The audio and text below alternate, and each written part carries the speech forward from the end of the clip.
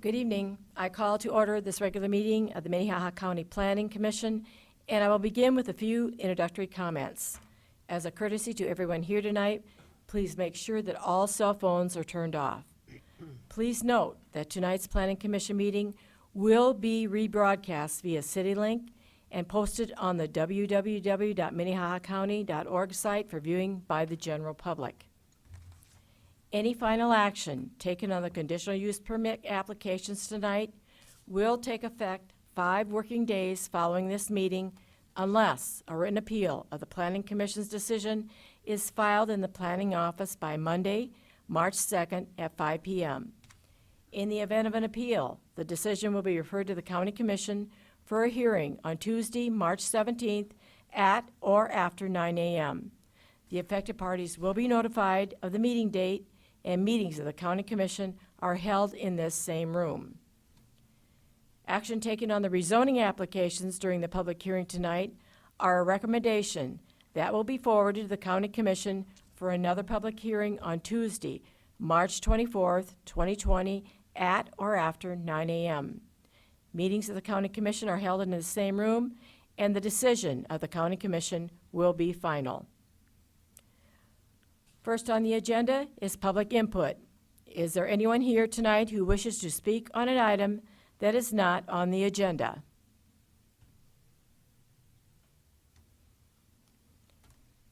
At this time, the Planning Commission will consider the consent agenda.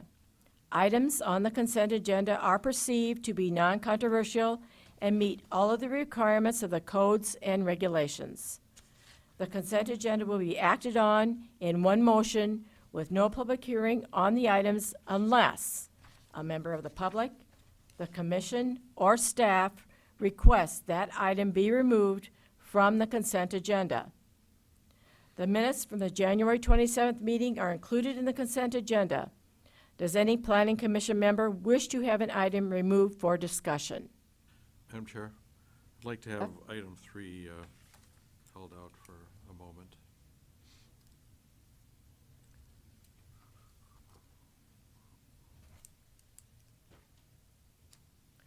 Next, I will read each item on the consent agenda and ask if there are any issues or comments from the staff or the audience.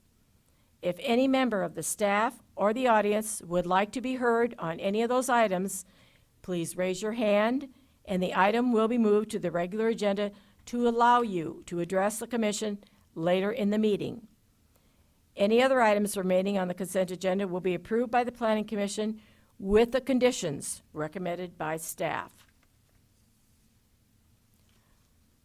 Item number 1 is the approval of the minutes of the January 27th, 2020 meeting.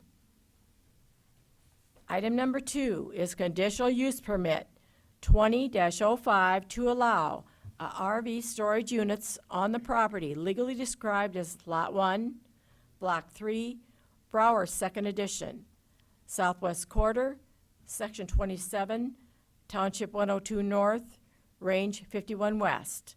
The petitioner is John and Matt Morris. They're also the property owners.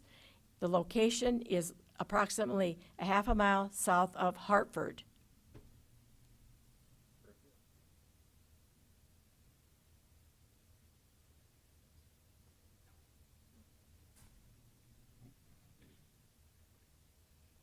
Okay, item number 3 has been asked to be removed to the regular agenda.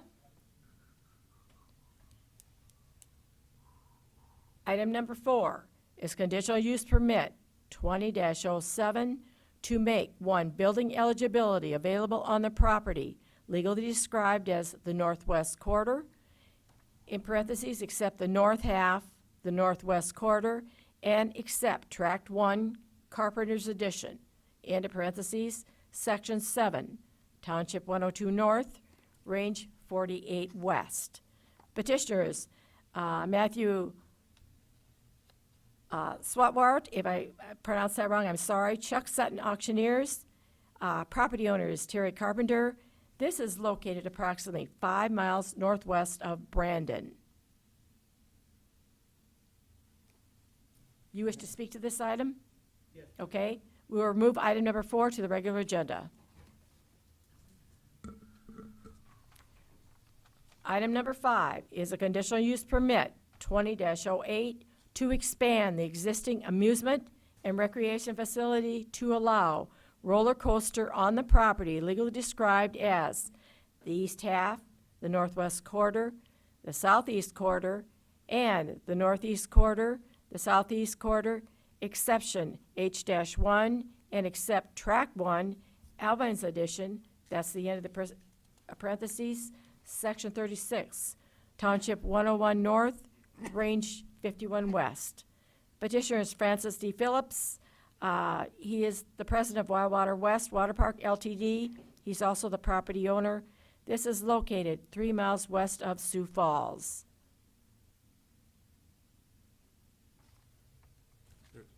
You wish to address this item too, sir? Okay, so item number 5 also needs to be removed to the regular agenda.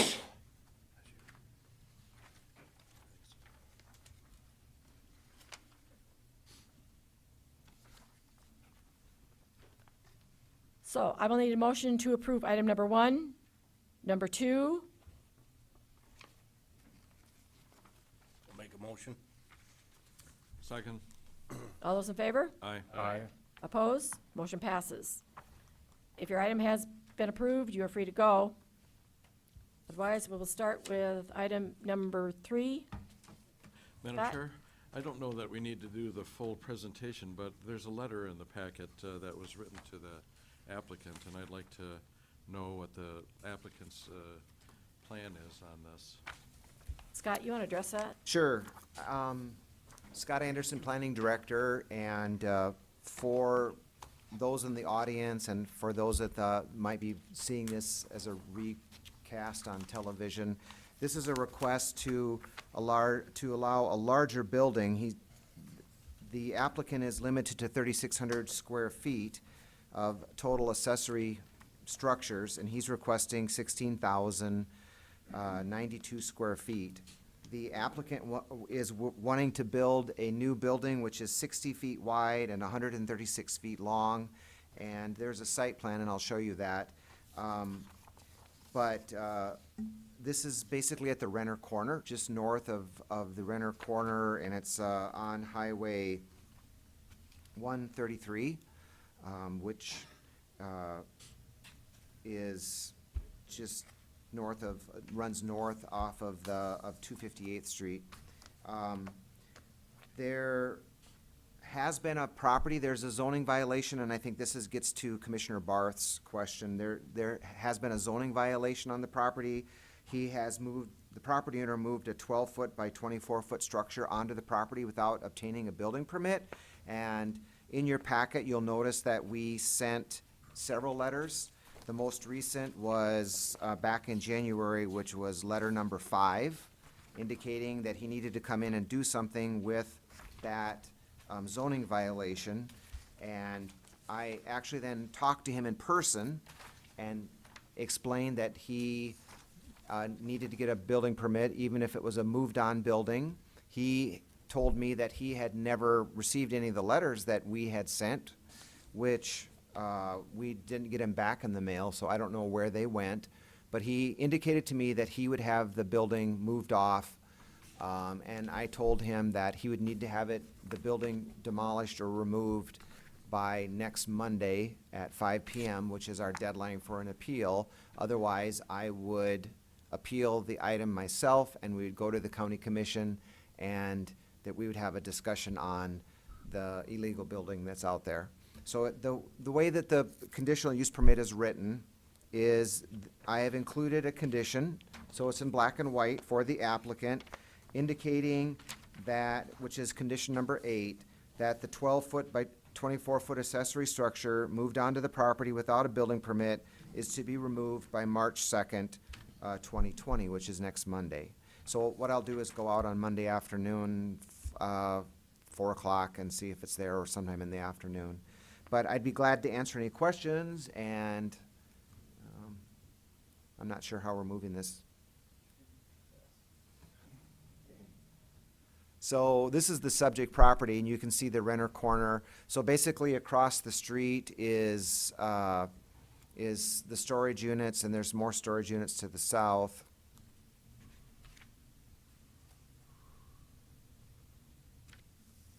So there are no pictures? Okay, so, sorry. You can see on the property where he is proposing to build the larger building, it's along the shelter belt to the south.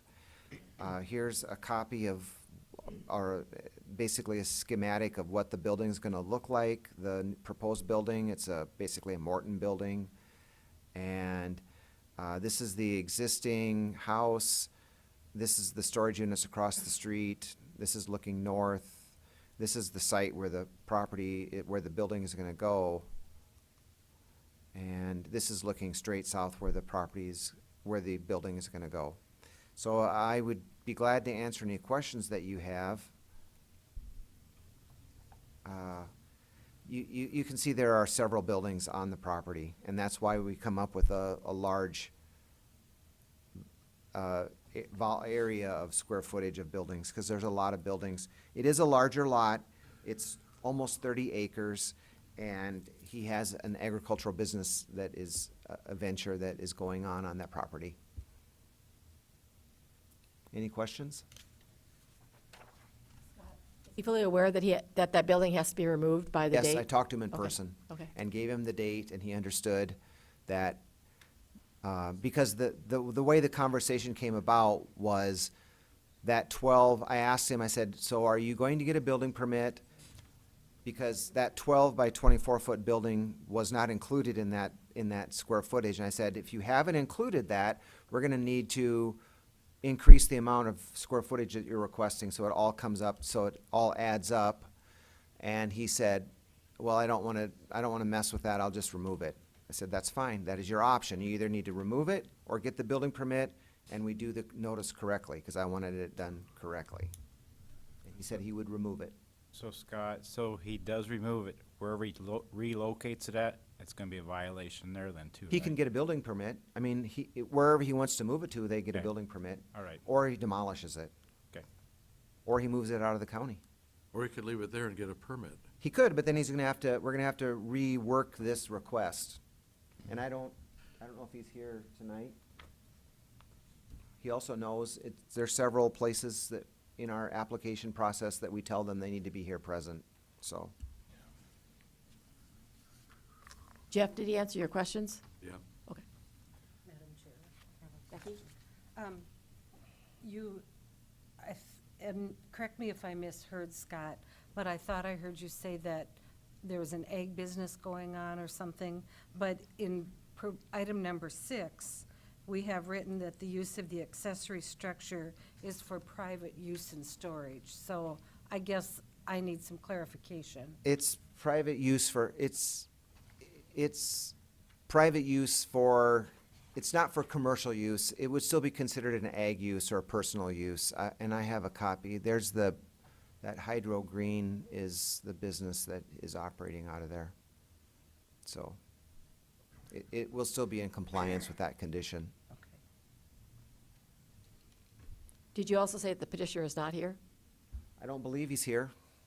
I've never met him, but I've been asking in the audience, and we can ask, is Mr. Is the Gross- petitioner here? Mr. Gross here? He's not here. No. Madam Chair, I don't think we should approve this at this time. He's not answering his letters. He's not taken the action we've requested yet, and if it's delayed a month, it still will be winter. And so he won't lose that much time if he then comes forward again. So can we defer it for a Yeah, month? you can continue it until the March meeting. I don't have the date I'd exactly. make a motion to defer till the March meeting. I second.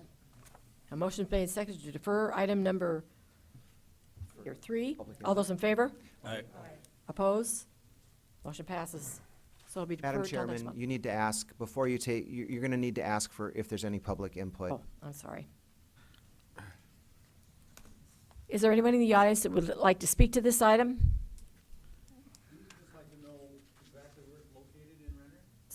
You need to come up to the podium, sir. Okay.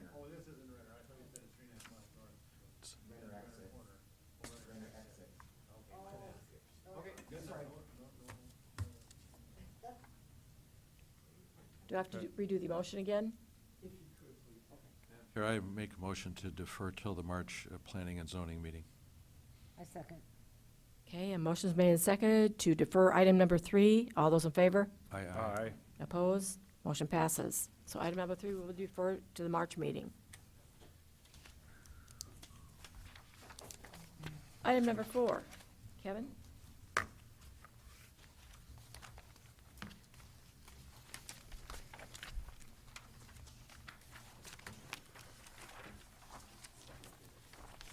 No, it doesn't.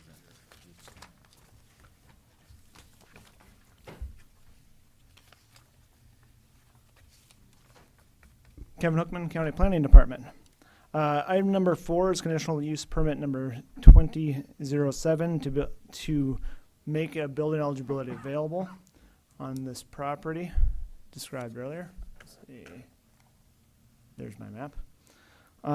The property is located approximately 5 miles northwest of Brandon.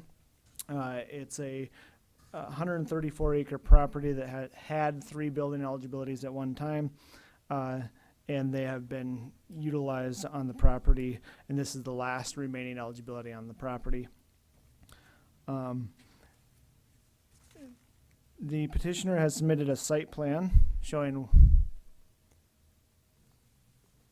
that the building eligibility was to be built along, I don't have it in the PowerPoint, built along 257th Street, or have a property there similar to the one that's in the corner of that's already there.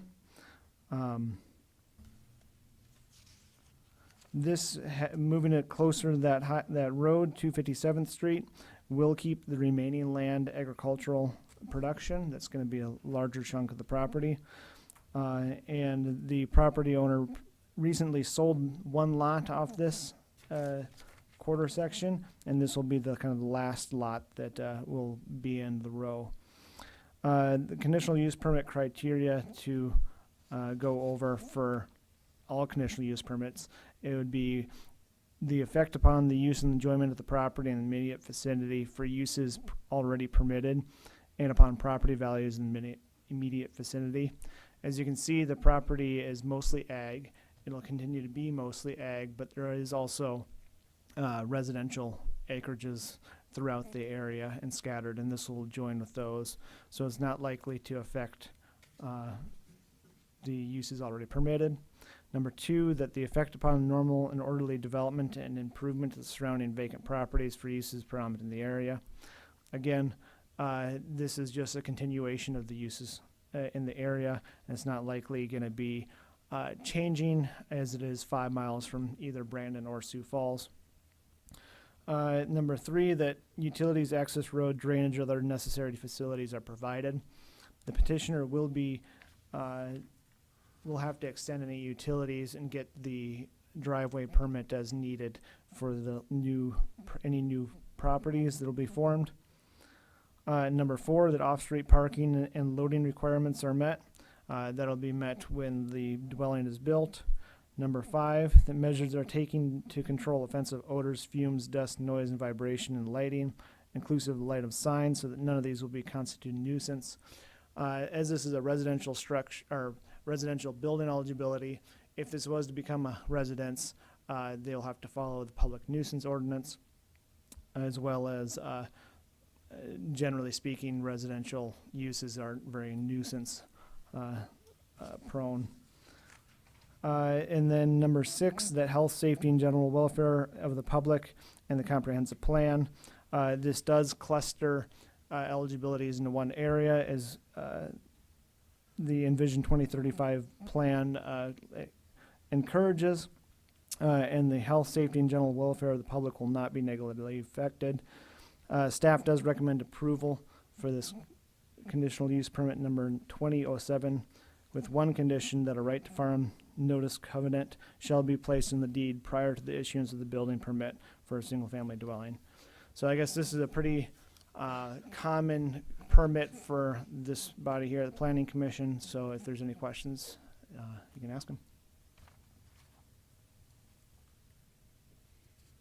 Madam Chair, is there 2 building eligible, 2 on this map? It's hard to see on this map up there. Is that 2 of them, and then one in the corner at the intersection, the 3rd one? I'll see if I can grab it. All right. So hopefully my pointer is visible enough. So the eligibility, the newest one that was just sold off is right here, Okay. and there is a house under construction. I suppose I can show you the few pictures of it. It's snow. And then there's the two properties right here and here that make up the other two from the, so this is the last of the four of the quarter section. And like I said, I suppose I could show you photos of snow, trees from the neighboring properties. And there's the new house. I guess that would be the only change from what's on the map. So I was just wondering, it's kind of hard to see on our map, I guess. Sure. So, Any other questions for Kevin? Is the petitioner here? You please come forward, state your name.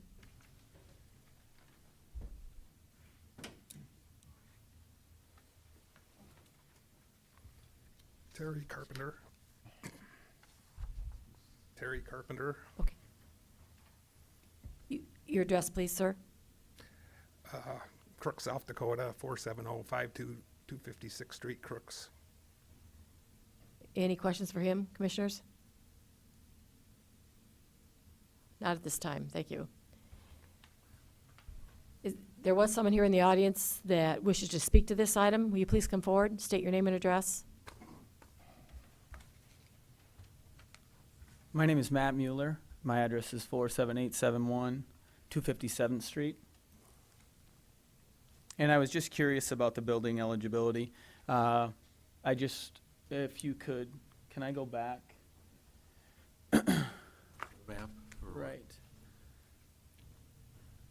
The subject property is not where the arrow is pointing, is that correct? It'll be up against a road, is that correct? Because what that arrow is indicating? right here. The plan is for right there? Yep.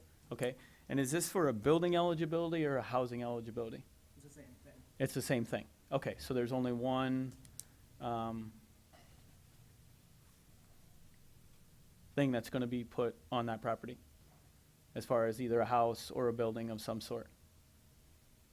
Would be a house. It would be a house. Okay, okay. That was my question. I just didn't know if there was some other building gonna be put there, so I just wanted to make sure that was clear. They have to have a house before they can have any accessory structures. Okay, thank you. Thank you. It won't be a fertilizer plant. Madam Chair, I make a motion to approve this. Second. Motion's made to approve conditional use permit 20-07. All those in favor? Aye. Opposed? Motion passes. Item number 5.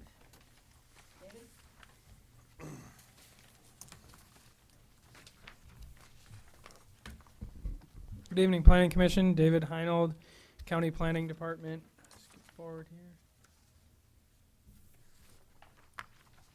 So item number 5, conditional use permit 2020-08 to expand existing amusement park and recreation facilities to allow a roller coaster. This property is located at 26767 466th Avenue. It is about 3 miles west of Sioux Falls. The location map, as you can see here, it's also known as Wildwater West. It's located just south of the intersection of two county highways, which was formerly the state highway. There's a gas station here on the corner here, and there's also another warehouse type building on that corner. And Wildwater West property here, as you see, the applicant's request is for the about 55 acre parcel that encompasses the entire. It's an existing water park and commercial recreation facility. There's also, just pointing out some of the other things in the area uses, there's a couple of commercial event center buildings south of this, just across the field there. And then there's also another business as well, photography business. Just going through some of the other uses in the area, you've got some of the existing residential to the east of the highway. And then there's also some drainage that runs through there. The property itself already contains a variety of different water and dry land activities for guests, and this is a lot of different uses. The So staff visited the site on February 1st and viewed the proposed location for the roller coaster, which is the addition to the existing recreation facility and amusement park. The site plan, as you'll see, I'll skip forward to the next slide. You'll see the proposed location for the roller coaster would be just south of what is the wave pool. And there's also a concrete area for some cabanas. And then you see the pond there to the south. And then you'll see the go-kart track, which is over here. And then this is where the main water tower slide area is on the property, which staff took pictures from the top of that water tower towards the location of the proposed roller coaster. The tallest point on the roller coaster would be 113 feet. The water tower or water slide tower is at about 65 feet in height at the tallest point. So just going through some of the images that the applicant has provided, this is potentially what it could look like, is what they provided. Just some of the dimensions on there that they provided in the application. So this is looking from so not the top of the tower, so just a little bit lower than the 65 feet. As you can see off to the right of the image, there's the water slide that goes towards a kind of a bowl on the property. And so if I skip the next slide, this will show the top of the tower. So you're at 65, about that 65 feet. You can see kind of right in this area, you see where those umbrellas are, and then you see the pond. That's where the roller coaster would be, just beyond those evergreen trees there. So just going through the next slide, this is looking from the main entrance to the water park. As you can see the slides there. The top of that tower is right there, is where I was standing in that last picture. Just going through some of the pictures, the applicant has a parking lot for the existing water park and the other activities that exist. This consists of an asphalt area, and there's also some gravel areas. This is actually grass. And then you can see there's a amphitheater that was just permitted a couple of years ago. In the background you see. And then just moving forward, this is looking straight to the north, towards that tree line. And then again, more parking areas back towards the highway off to the east back towards the east. This is another image just looking from showing the top of this is the corner where the grass area begins and between the buildings. So just looking again for perspective. And then this is looking from the main entrance to the water park and parking area there, the slides, and then off in the distance. And then this is showing that this is a gravel parking area just off the main entrance, so more additional parking there on that property. Showing the county highway, which is the approach, the access to the site, just the one driveway. Looking off to the north up the hill towards the intersection of what is also the 267th Street, or the county highway. And then this is looking south on the county highway towards Lincoln County and some of the other businesses, the commercial businesses to the right. And then you have the residential to the left of the image. And this is looking towards the existing Country Acres residential home subdivision. Just going through, I did drive through the subdivision as well, just to kind of give a perspective of the water towers, the existing water towers and slides on the adjacent property. You can kind of see it a little bit off in the distance. This one doesn't really show. And then this is looking on the county highway from the Lincoln County line. You can see the trees off in the distance. Sorry, the image isn't quite as full. In full screen mode you can see it, but you can kind of see that off in the distance. So just going through some of the conditional use permit criteria, briefly, the effect upon the use and enjoyment of upon the use and enjoyment of other property in the immediate vicinity for uses already permitted, upon property values in the immediate vicinity. This has been an amusement park and recreation facility for just about 40 years or so, and has evolved throughout the years through additional conditional use permits for different activities that have occurred. The addition of a roller coaster may attract more people to the amusement facility, which brings more concerns related to things like traffic and noise impact to neighboring properties. The applicant has provided a narrative to the Planning Commission describing their plan for those types of issues, which they can clarify on. The general operation of an amusement park brings noise accompanying such a use, but should not be at a level much different than the existing water park that is currently there today. The effect upon the normal and orderly development and improvement of surrounding vacant property for uses predominant in the area.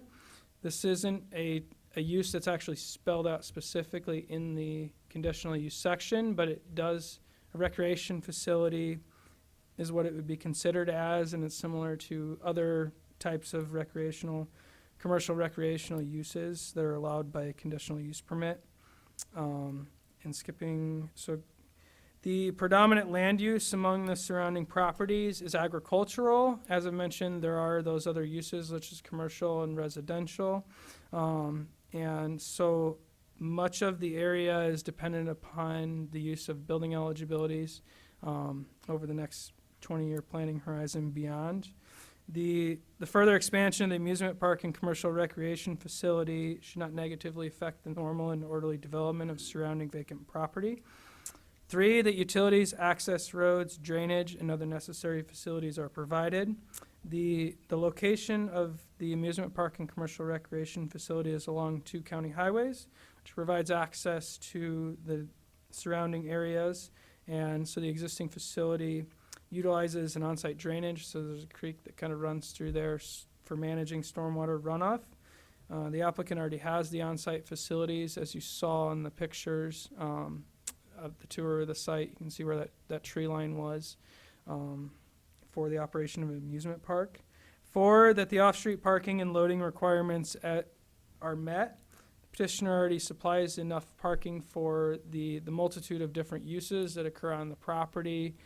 I think in calculating about approximately 25 acres accommodated about 3,000 parking spaces for including all the driving aisles and everything for the particular use, which meets the minimum parking requirements for the zoning ordinance. 5, that measures are taken to control offensive odor, fumes, dust, noise, vibration, and lighting, inclusive of lighted signs, so that none of these will constitute a nuisance. Staff recognizes that noise or vibration will result from the operation of a roller coaster and should be mitigated to prevent nuisances from occurring off-site. And the applicant has laid out in the narrative the plan for mitigating those types of issues that come up. Applicant has not included any plans for signage. Those have to meet the zoning ordinance as well. 6, that the health, safety, general welfare of the public in the comprehensive plan. This property is located just outside of the transition area. It is identified by the Envision 2035 Comprehensive Plan Future Land Use Map. Goal number 5 of the comprehensive plan states to support the orderly development and improvement of non-agricultural land uses. The result of this goal is to support development around rural service areas and intersections that are delineated on the land use map and compatible with existing land uses. The proposed roller coaster is compatible with the existing water park and surrounding commercial land uses. The amusement park is located about 1/2 mile from the intersection of 2 county highways and the rural service area. So staff finds that the proposed use for a roller coaster addition to the existing amusement park and recreation facility meets the intent of the zoning ordinance and conforms to the goals of the Envision 2035 Comprehensive Plan. So staff recommends approval of the conditional use permit 20-08 with the following conditions. There are 9 conditions, and I can read them if you would like me to. If you have any questions.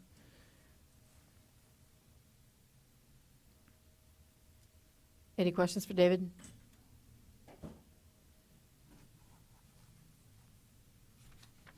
Guess not at this time. Is the petitioner here? Will you please come forward, sir, and state your name and address?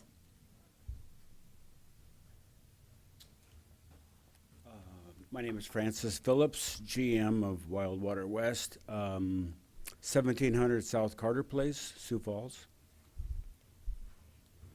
Any questions for him, commissioners? Yeah. Madam Chair, I appreciate you being here. Mr. Phillips, have you guys met with the neighbors at all about this? No. Okay, just asking. I have met with Kurt Mattson up at Pump and Pack, who runs a gas station up in the corner. Right. Because he is the northern landowner that I have there, and he's fine with that. Super. Any other questions? Thank you. We may ask you back. I think there was somebody here in the audience that wanted to speak to this item. Will you please come forward and state your name and address?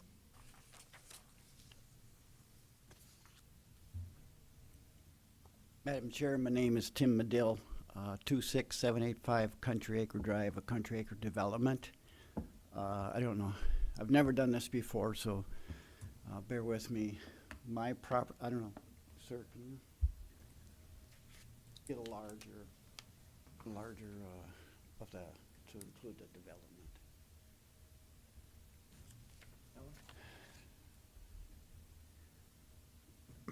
My property would be right here, which would be directly east of the proposed roller coaster. And my concerns are three things: sight lines, noise, and property values. From my deck, you know, the water slide, it's there, it's fine, it's 63 feet. You're asking to put a structure there that's 40 feet taller, which would go above my tree line. I'm just concerned as far as property value when I do, if it ever comes up to sell the property, if a question would come up concerning that the roller coaster. And to address the noise, I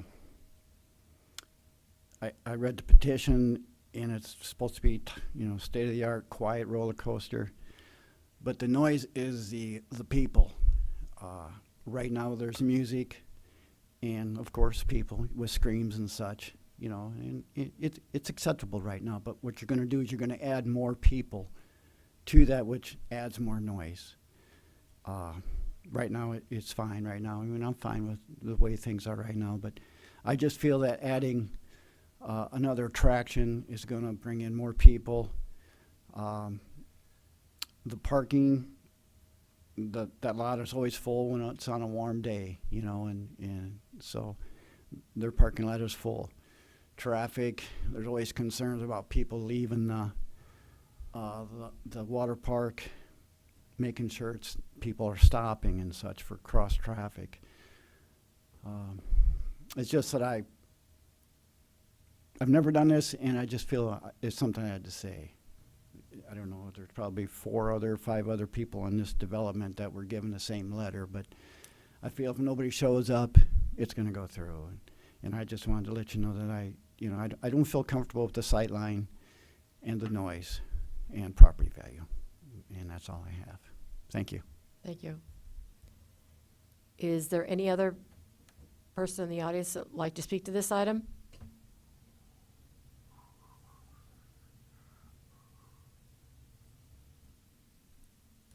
Madam Chair, could I ask Mr. Phillips to come back? Sure. Mr. Phillips, will you please come back? Can you address maybe any of those items this person was concerned with? Well, the site that we chose on the western end of the property was chosen basically for that reason. It's good soil for what we're doing, number one. But number two, originally we were going to put this maybe a little more visible off closer to Highway 17. But we chose to put this basically on the west side or the other side of our slide tower to potentially mitigate any issues. for that. So if you look at where this thing is, if you go back to, well, how can we get back to that? Could you use the cursor and show us where the water slide is now, and then use the cursor Go to back show that where? other- The previous picture, how do I do that? Right here is what I want, right there, I guess. There we go. Okay, that doesn't show the neighbor's property, though. Well, it doesn't, yeah. Well, the neighbor's property, of course, we are, I don't know how to get to the neighbor's property, I guess.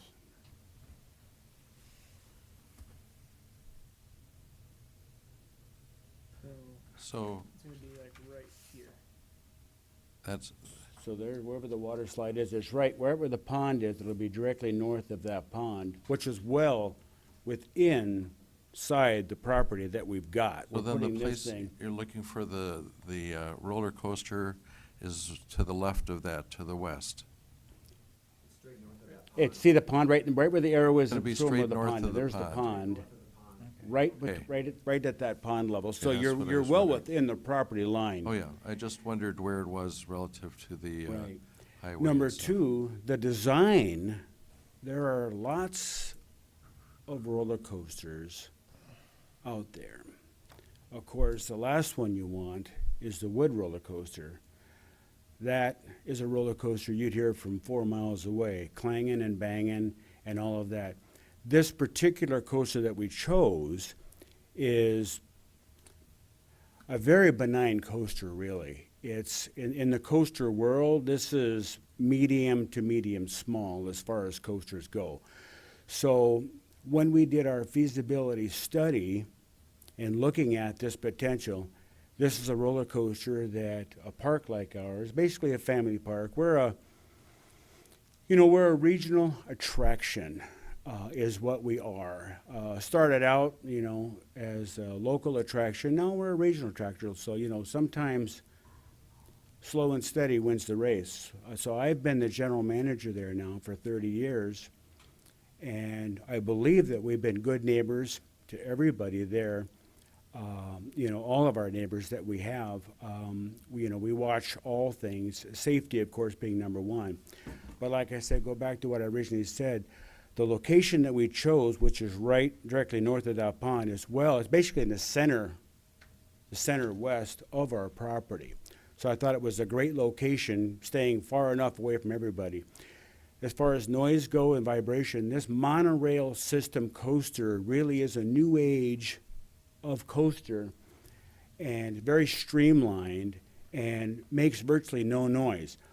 The go-karts that we have, you see that, well, wherever the go-kart track was here, the go-karts are probably, that go-kart track there to the bottom right of your screen that you see, the go-karts will make twice as much noise as the roller coaster. The roller coaster virtually makes no noise. So if you're driving by our property, or even in our parking lot, the only thing that you really hear are the go-karts going around the track. This roller coaster will have virtually no noise, no vibration, no anything. And it was chosen for that. Like I say, there are 10 different variations of roller coasters that we could have chosen. And we figured this would be the best for us, for the neighborhood, less obtrusive. To us, it's a perfect fit and a perfect addition. Now, when you're talking about parking, our average attendance is anywhere from 12 to 1,500 patrons a day. We have about 104, 105-day operating season. We do roughly 150,000 a summer, depending on weather. So you're looking at about, 1,500 people a day. Well, Mr. Adequate Phillips, I parking. think you answered my question as to where exactly the coaster would be relative to the neighbor's property, and I think unless there's other issues we need to bring up. Madam Chair, I have Becky? a question. So, when the roller coaster is climbing, and it hasn't started its descent, is it climbing towards the west? It's climbing toward the west. It's climbing away from 17, Okay, so away, which is deeper into our own property, yeah. so it will be climbing away from the residential Correct. district. Any other questions for him? Thank you. Anyone else in the audience wish to address this item? I'm going to close the floor. Commissioners?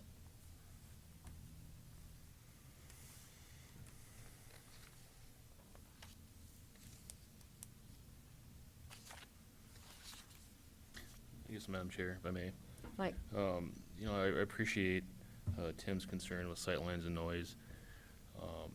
You know, fortunately or unfortunately, I think one of the points of this body is to ensure that growth is smart the way it goes.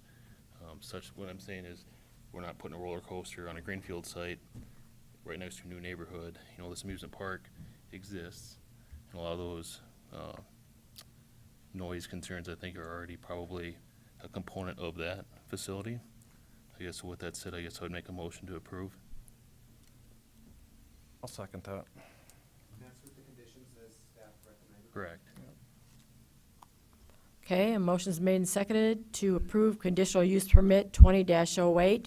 All those in favor? Aye. Opposed? Motion passes.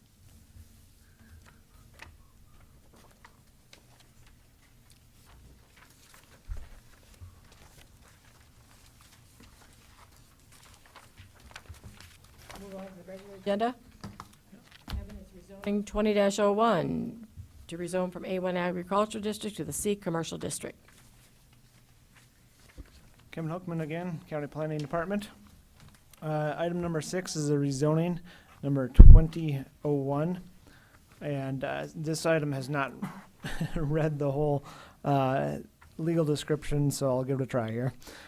Described as the south half, the southeast quarter, except tracks 1, 2, 3, 4, 5, 6, and 7, and except north 291, and except north 291, east 150, south 724 feet, west 483 feet, the southeast quarter, and except the west 333 feet, not including the south 433 feet, southeast quarter, and except the east 159.15 feet, not including the south 433 feet, except Eggers Addition of the southwest quarter, southeast quarter, section 9, township 102 north, range 49 west. Petitioner is Sorum Holdings. I'll bring up a map. And it's located roughly at the intersection of Highway 115, South Dakota Highway 115 and County Highway 130. It's a little bit to the west. It's also known, it's a little bit to the west of Renner Corner, as it's the name of the gas station that's located at the corner. And the petitioner has stated that the proposed rezoning will allow commercial development and expansion of the uses currently used at the Renner Corner. Petitioner has submitted a site sketch plan that shows a possible layout of lots and possible road configuration. Staff will note that that the petitioner will have to get a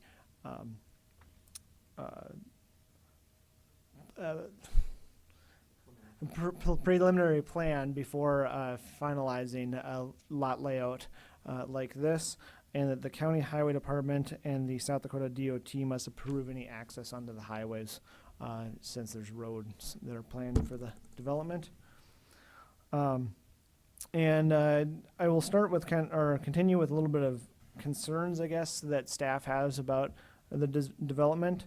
And note that many of these concerns can be alleviated through kind of the ongoing process of permitting, such as the preliminary subdivision plan and any future conditional use permit plans that might come up through the development. One of them is that there is an island that's an apartment complex right here that will become an island surrounded by commercial use if this is approved. Along with that, similarly, there are residential uses here, and to the north that would be directly abutting the commercial use. typically, we'd like to see a little bit of buffer between uses. This would, like I said, if there is conditional use permitting, we could require, say, future landscaping through here, but that would all depend on what the petitioner plans on putting in those lots. Let's see, with the 6 residential uses up here, staff has recommended has commented in the staff report, perhaps the south 600 feet, like the petitioner could revise the plan to rezone only part of the property, and staff suggests that the south 600 feet would reach up to approximately there. As you can see, this plan made a mini map, which would give the petitioner commercial development and remove it from much of the single-family dwelling residential properties in the north side of the property. Other concerns are kind of other things that should be brought up to the Planning Commission is that the FEMA is doing ongoing mapping updates, and this area will be part of future mapping updates, including this property will be is planned for showing that the floodplain encroaches onto this property, and this would be the 100-year floodplain. This is a map that I couldn't bring in the website, so it was kind of a copy and paste. So this isn't perfect map, but you can see an outline of this blue area where the floodplain will be on the property. And the petitioner should be aware of this for when it comes time to build a building permit, that the building is raised to any future floodplain height. So future, say, property owners or future expansions to a building does not run into issues that are incompliant with the floodplain ordinance. So make sure that that is known to the petitioner and to the Planning Commission. But considering the couple concerns that staff has raised in the report, generally speaking, like I said, there's going to be other petitions and processes going forward.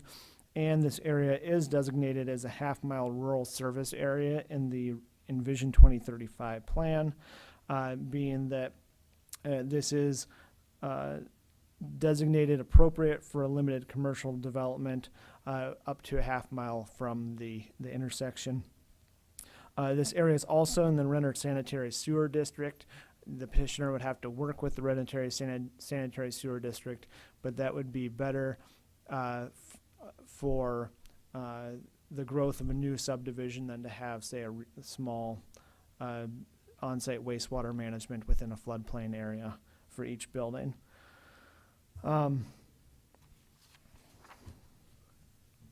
So I'll go over the pictures here a little bit more in depth before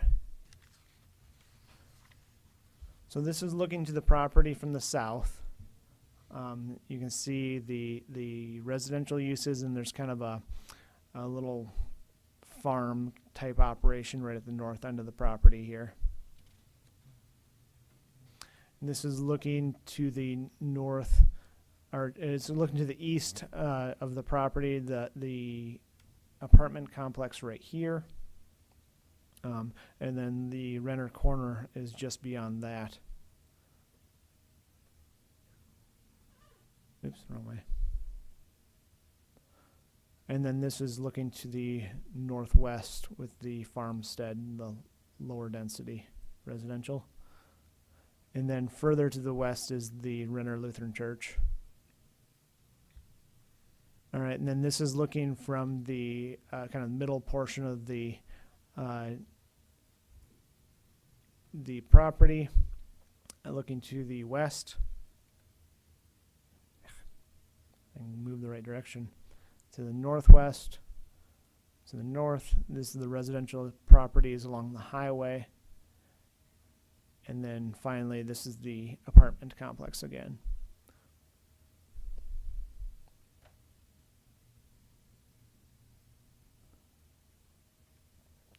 So, staff finds that this is, follow the Envision 2035 plan, and, you can take the comments that staff has made in the staff reports and at this, as I shared with you tonight.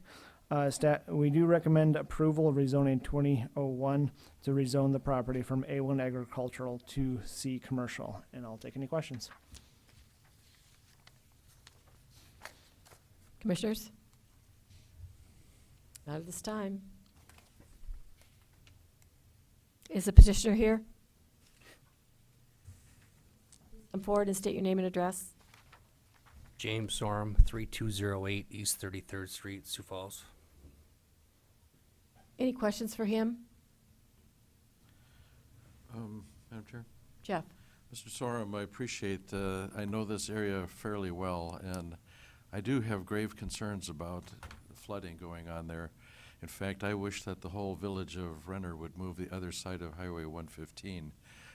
So that when we build more stuff there and if you build up the land, it just squeezes the river into a smaller area, which backs it upriver, et cetera. I just really worried about that. Floods aren't getting smaller. Yeah, I agree. But so that's on that flood map, when is that going to affect? Next rain? I don't know. I mean. No, but it was a proposal for the 100-year flood was. Yeah. But it's eventually gonna be a flood. I'm not sure, flood but zone? I don't care what FEMA says. I just know what water does. And Yeah. I used to live in the Quad Cities where the Mississippi River would flood, and Rock Island would build their wall up higher, and then Davenport would build their wall up higher, and they'd go up, up, up, and meanwhile, north of the river would back up, flooding all kinds of farmland. I mean, you shouldn't build in the floodplain, and I think that's my worry.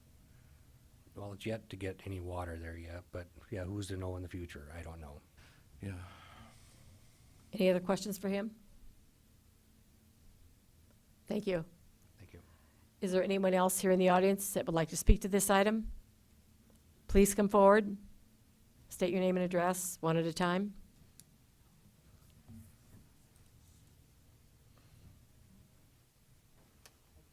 Hi, Priscilla Green, 25781 475th Avenue, Renner. Couldn't hear that. Our property is located. Ma'am, could you try to speak into the mic, please? Yep. 25781 475th Avenue, Renner. Priscilla Green. Okay, our family property is located north, the farthest north property there, at the very, I would say, right corner. Yep. Yeah. So it's located right there is where it's located. So if you notice, there is a creek right here as well. And there is culverts where drainage rundowns come from other properties up there. We did experience some drainage problems for the first time in March 13th, where these drainages got blocked. All the water flowed here. This got flooded immensely where there was white caps. That's how much water was there. So our concern is if they build up, our property is gonna be gone. Because there's already problems now with sewer backup, water problems, so it's a main concern for us.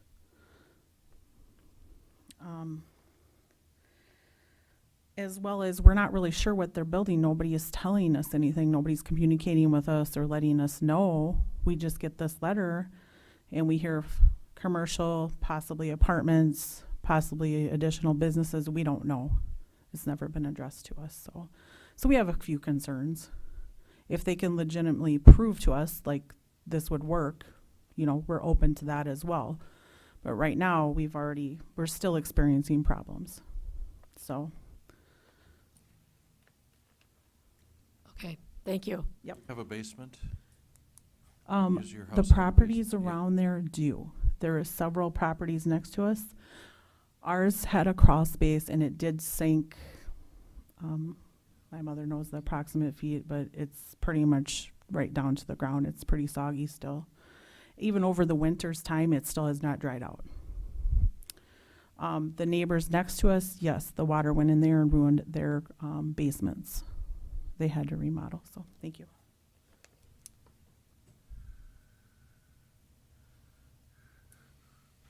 I think I saw some other hands in the back there.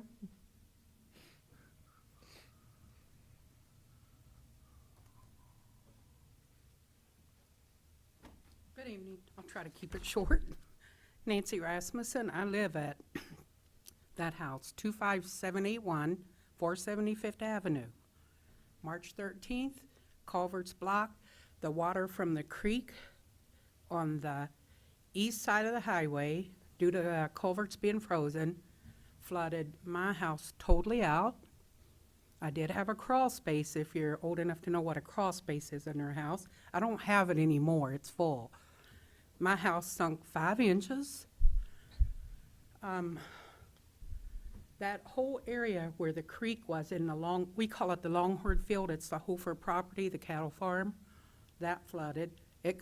Not only did the flood come through all the properties, there were 5 properties. One guy lost his total house, nothing left. The whole inside fell straight down. He had a basement.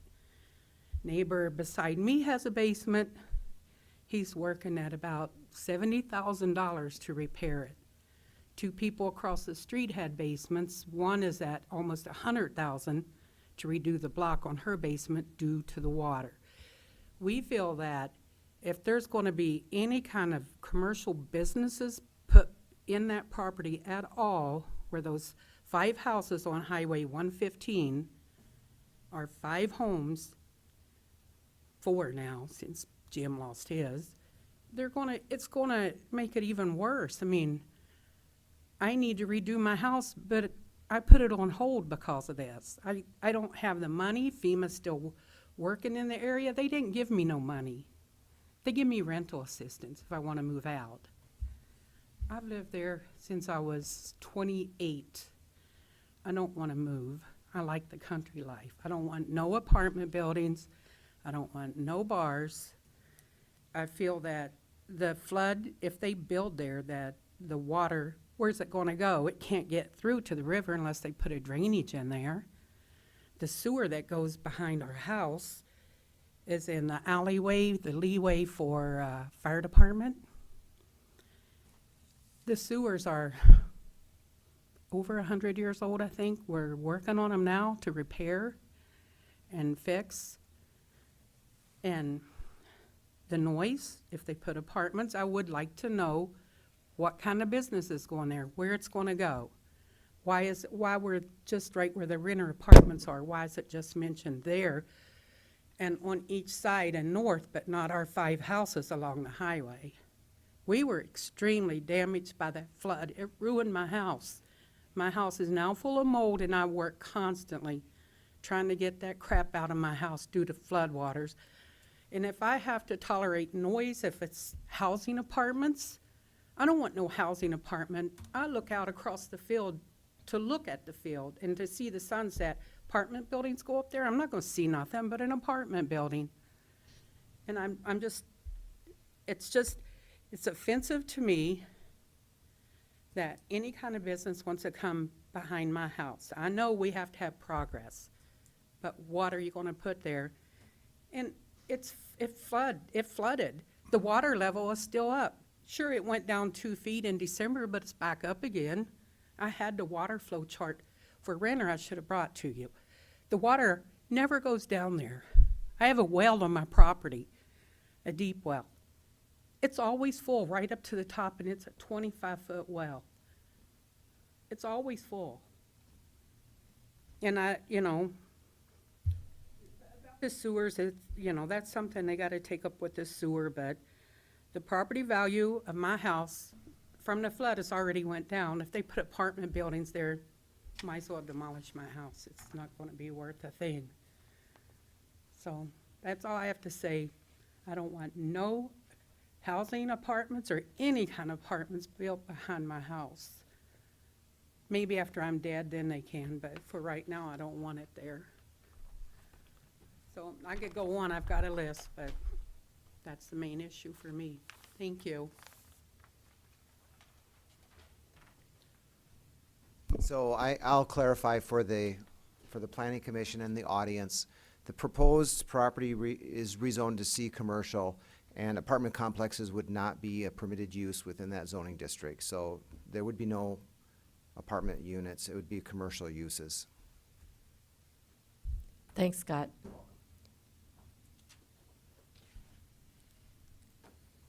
My name is Sheila Freed. I live at 47487 258th Street.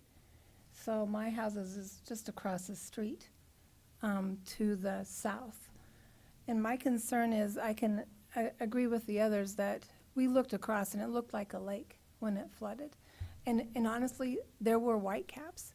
And so I do have a concern of what's going to happen with that usage there.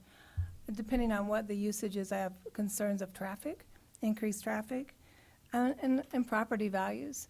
Right now, we're in a residential area, so if it's commercial, what kind of commercial does that mean, and how does that affect us, and how does it affect the people around us? We have a community right now, and so that's what we would like to keep, and so it really depends on what goes in there, how that is affected. So that's my concern. Thank you. Anyone else care to speak to this item?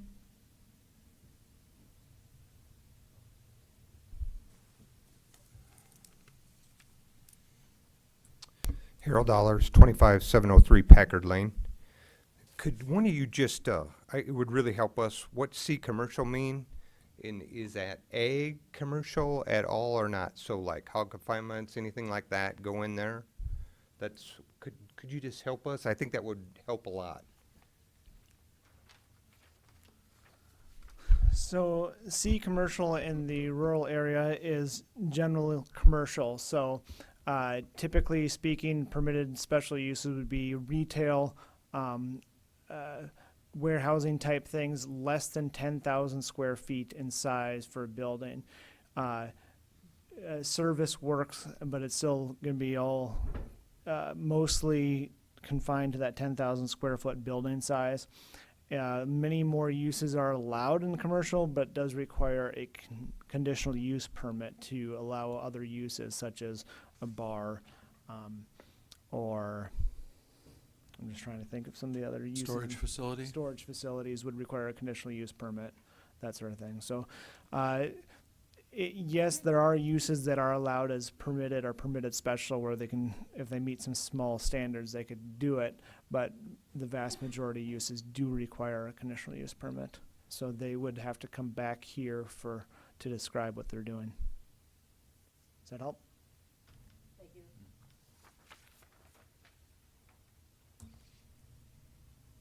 Anyone else in the audience wish to speak to this item? Petitioner, will you please come back up here?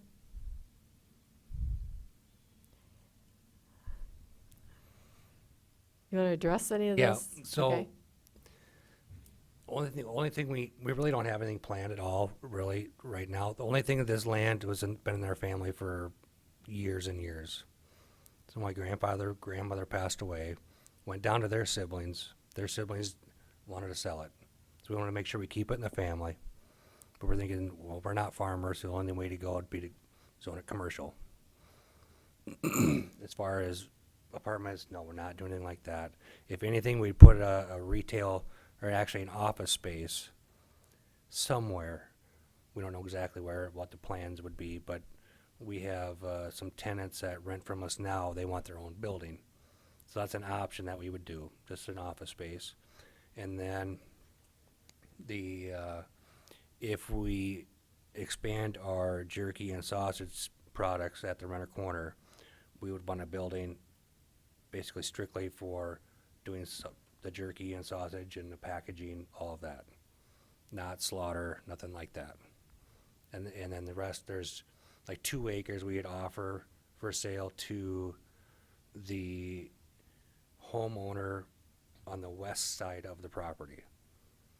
We'd be right to the south of his property. And that's the only thing we really know. As far as the flooding, on the east side of 115, right, they were saying that the culverts were plugged from ice or whatever. I don't know if that's Department of Transportation or whoever's fault it was. But the water drainage is supposed to go south or either west in that ditch or to the north of the property. So I don't know what the flow, even if we were to build it up, if it would even affect anything going east. If anything, it would affect the west, be my opinion. But I'm not an engineer, so. Any other questions for him? Thank you. Thank you. Anyone else in the audience wish to address this item? Please come forward.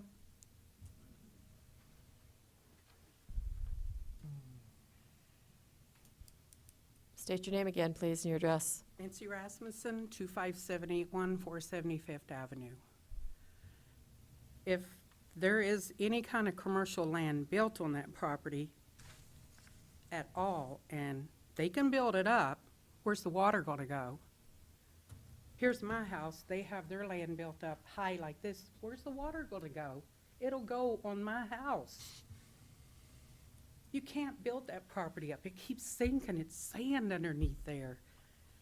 It's a proven fact, granite on the east side, sand on the west side of Highway 115. You can't build it up. Thank you. Anyone else wish to address this item? I'm going to close the floor. Commissioners? Madam Chair, I know that hydrology seems to be more and more involved in things that we do. And I know the Renner Sanitary District has amazing issues. I just am not confident enough in where things are going water-wise in this area to allow this to go forward. And I wait to hear what the others might say, but I probably will vote against allowing this. Commissioners, any other comments?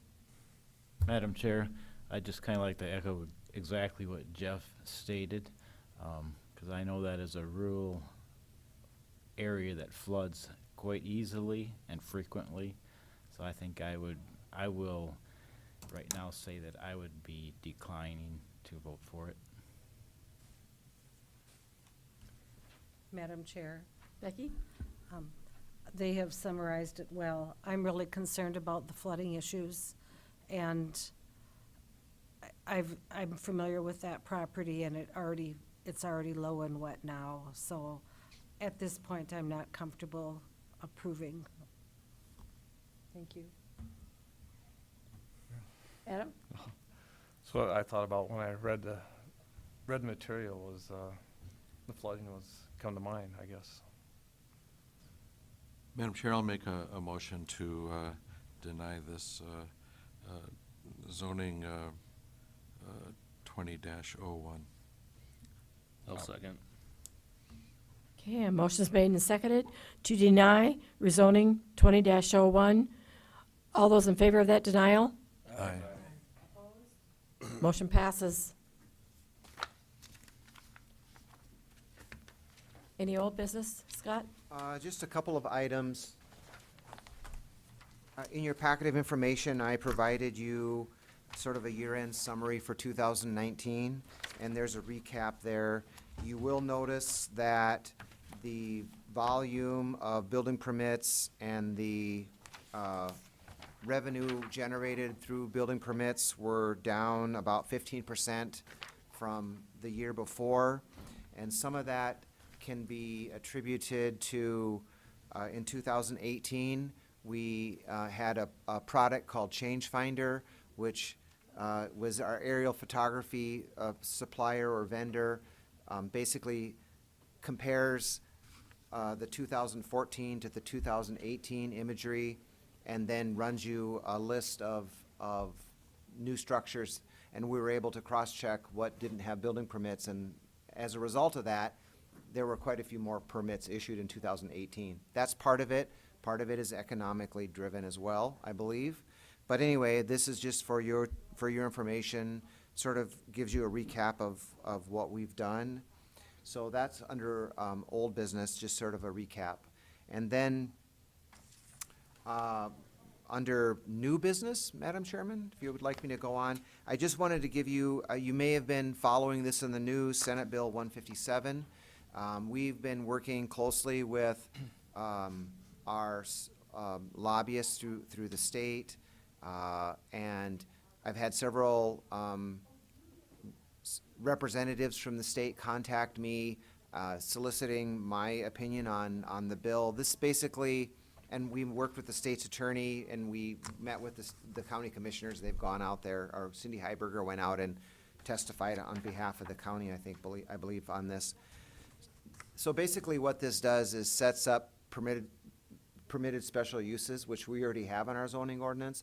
Many counties don't have that, where for example, a Class D CAFO is a permitted special use, which means it is automatically allowed if it meets the criteria set forth in the zoning ordinance. So many counties don't operate under like that, and the state is modeling this law somewhat after our own ordinance. So what we're doing right now is the way that the state would like to see other counties move ahead, and that's why they've crafted it this way. So it's not necessarily a bad thing. You're hearing some interesting issues about this at the state, that it is going to be a way for feedlots to be snuck in, but that's not necessarily the case. It's going to be up to every individual county to decide if they want to make that a permitted special use. And I don't believe that our county will do it. I think we'll just continue the way we always have done it, with the Class D being a permitted special use. If it's above a Class D, then you would come back through for the conditional use permit, so. Scott, to follow on with that, though, we have other special permitted uses also. Yes, there are many permitted special uses, so it's not just CAFOs, For there are example, many of there's them. something with a cemetery or, Cemeteries, provided they're 40 acres or larger, they're just a permitted use. I mean, or 20 acres, there's a threshold. So typically, like a permitted special use, it is the use provided you meet this criteria, and if you do, then it can be automatically granted, so. I guess my only worry is that the state will make a decision of what a special permitted use is, and they could decide it's 40,000 animal units, and They could. we don't want that to happen. And there's a provision in here where if someone sues to block it, that if they lose in court, then they have to pay the legal fees for the proponents. And certainly people are worried about that, but I know that people do anything to stop some of these projects litigating ridiculously. In Grant County, they announced a dairy, and immediately they went across the street from the location of the dairy and drilled a well, which would preclude having a dairy close to it, because you can't have a well that close. Well, it went to court, and the judge eventually ruled it wasn't a well, it was a hole. And I think it moved forward, but I was talking to Pete Sangstagard, who's a chicken laying dude, and he's been in court since last June on something in Turner County, and the judge still hasn't made a decision. And it's, you're trying to do a project, and it's held up, first of all, with hearings where, 300 people want to testify, and then it goes to court, and then it goes to more court, and then we got to go back because, well, if your county doesn't have that special permitted thing and they approve it under special permitted whatever, I mean, there's just a million ways they can go back and decide that you never passed your planning and zoning correctly in the beginning. And But I just wanted to make you Yeah. aware that we are following this, and if you have any questions, you can call me directly, and I can fill you in. But I don't see it as necessarily a real game changer for us, so. it'll be modified if it turns out badly. Any other, I don't have any other old or new business. I do. Oh, okay. Do you want to address where we are with Hartford? You and I were at that second meeting. Oh, yes. Do you know, can you? That was the night after our last planning commission, Yeah, that's right. okay. Bonnie and I attended the meeting in Hartford, and I think it was on the 29th or 28th it was the Tuesday after our last planning commission meeting. There wasn't nearly as many residents at that meeting as the one that we had in October. There's probably 25, 30 maybe. The residents the people in attendance were, I would say, unanimously opposed to the request, so I will pass that on. I didn't see a lot of people that were necessarily in favor of the joint zoning, but my observation was that I believe the city of Hartford is going to proceed on with this. So they felt, and there's going to be some legal discussions with the city of Hartford. I think that they are misguided and I'm not an attorney, so that's why there'll be some more discussion about it. But I believe that they feel that they can just bring it back to the county commission for action, and my opinion is it will need to start over from the very beginning, and it will be back here. We'll start over completely from square one, and we'll start the process over again. So, because the county commission, in my opinion, denied the other request the last time, I think we need to start the process over. So, away we go. But Bonnie, what were your observations or thoughts? Pretty much the same as you. The people were basically, I thought, opposed to it. They didn't really want it. Yeah. But the city people want to move forward from the table I sat at anyway. Just a real difference of opinion. Yeah. We didn't really establish anything one way or the other because of it. No, they just provided general information. They are holding out the Del Rapids joint zoning ordinance as that's what it's gonna look like. And I don't necessarily think that is gonna be the case, but that's what they're telling the residents is, well, look, Del Rapids has it and it hasn't hurt them any. And it is what it is, but I don't think that residents the people that were the attendants at both meetings were not necessarily in favor of it. So it will ultimately come here, and then we'll take it to the county commission, and I think the county commission will have some tough questions for them, because I don't know, they'll have some tough questions for them. Meanwhile, the development director for Hartford was appointed to be the Makita Lakita executive director. Okay.